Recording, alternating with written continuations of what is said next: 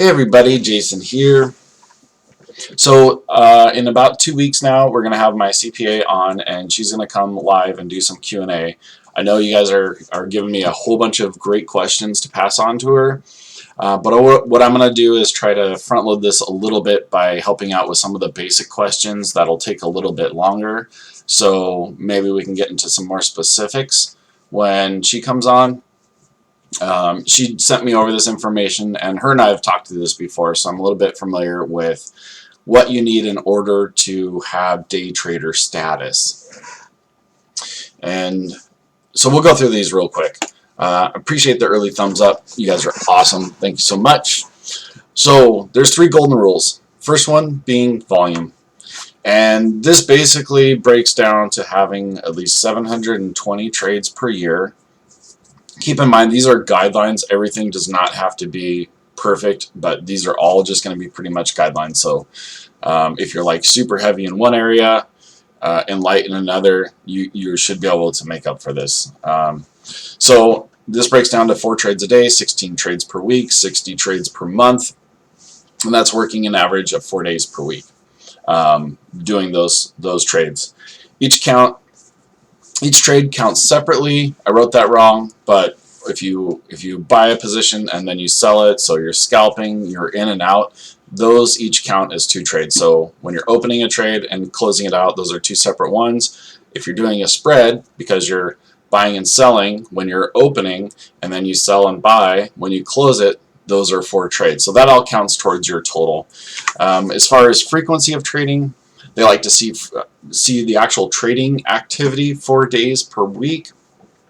So this doesn't mean you get to trade once per day or once per week and necessarily achieve this. There are always going to be exceptions to these rules. And the average holding period needs to be 31 days or less. So you're not going to get trader status by just buying, basically. Buying and holding. So this is specifically meant for trader status. You need to be in and out of positions pretty much constantly. So here's our other considerations. You need to basically be trading full or part-time. This again kind of eliminates people who are doing it just for an hour a week. So this is for a good portion of the day, and almost every day when the markets are open. So you don't need to be working on Saturday or Sunday. The other thing with this, with the full or part-time, you need to.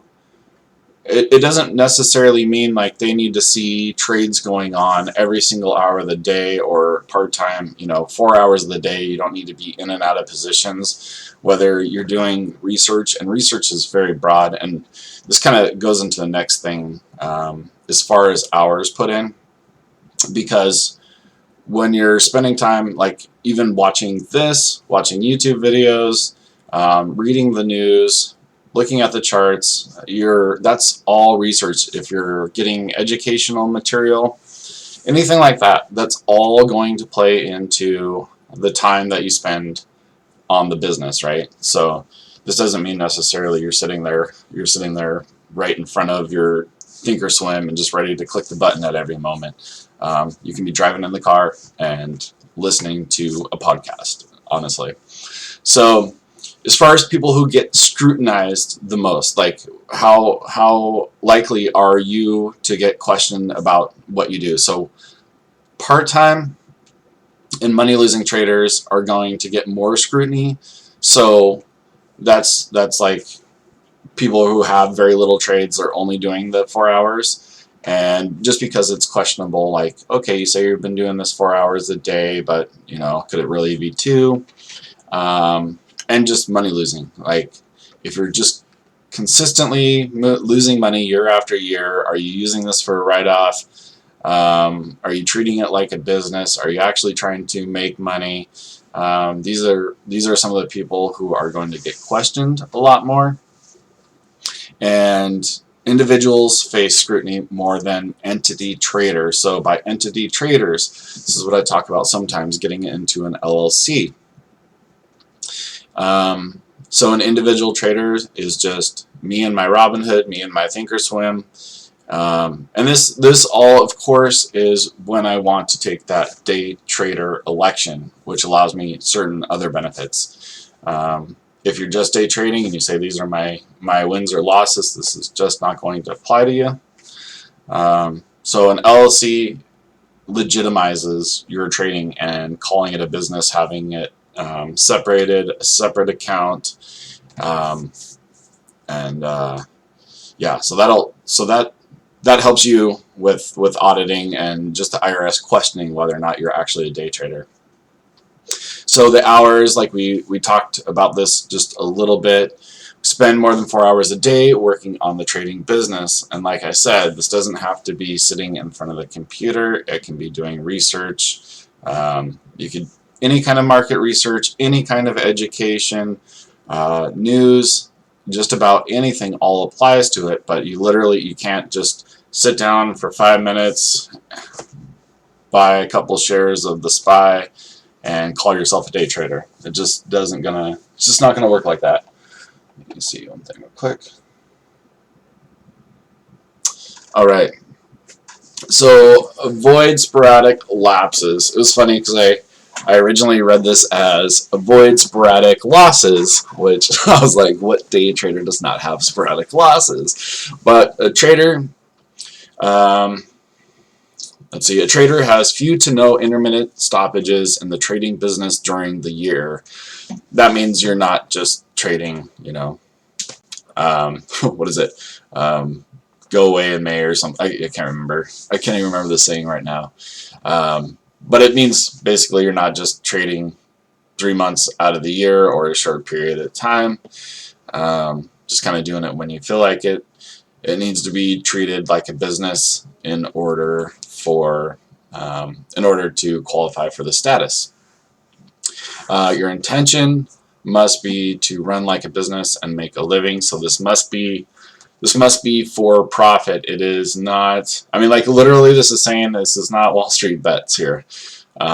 Your intention is supposed to be to make money, to be profitable, maybe not just show some losses. Or the other side of it too, I would imagine, is if you're just using trader status in order to write off a portion of your expenses. So some of the things like I talked about earlier, like you can write off a portion of your mortgage, utility bills, Wi-Fi, computer, phone, all those type of things. And yeah, it would be convenient to call yourself a day trader, but if you didn't do all these activities and you just constantly lost money, that might be a reason somebody could fraudulently do it. So it doesn't have to be your primary living, so you can still have a full-time job or other things as long as you're spending your 4 hours a day. I mean, nowadays, how many people don't have a side hustle? They're all doing something. Everybody who's watching this video, this is probably at least 90-some% of you a side hustle. It is a side thing for me.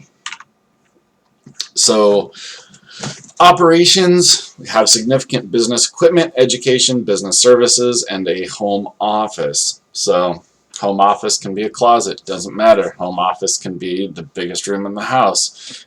Based on the size, that's how much you're going to be able to write off. Business equipment, for us, it's not much. It literally can be a phone, which is just insane these days. I mean, a phone and nothing else.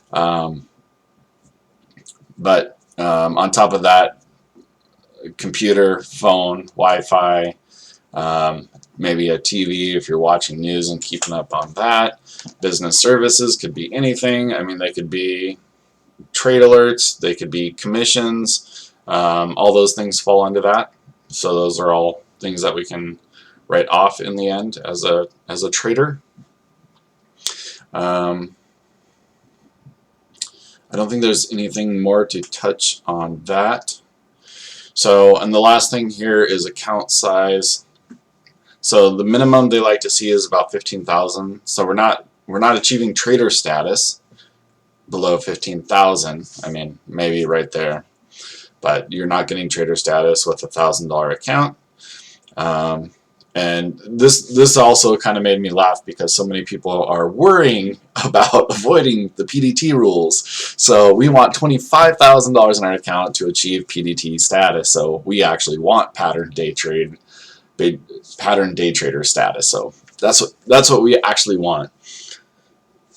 And let's see.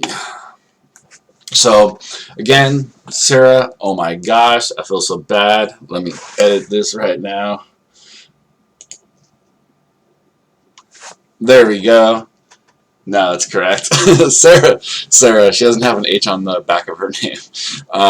Sarah's going to come and join the live stream March 13th. It should be about 1:30.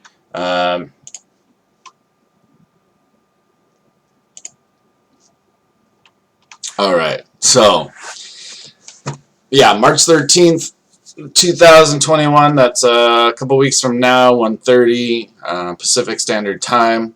I need to make sure that my internet can handle a Zoom call and live streaming both at the same time, just to make sure nothing is just all crappy. I'll probably try that out this weekend or something, just to make sure we can handle it, like all the equipment. Haven't done that one before. So I hope you guys join us then.